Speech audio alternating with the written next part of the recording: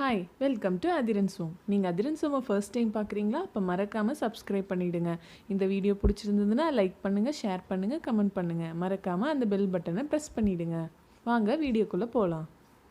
இன்றைக்கி நம்ம பார்க்க போகிறது எல்லாருக்கும் ரொம்ப பிடிச்ச ஈஸியான பிரேக்ஃபாஸ்ட், அதாவது வெண்பொங்கல் எப்படி செய்கிறதுன்னு பார்க்க போகிறோம்.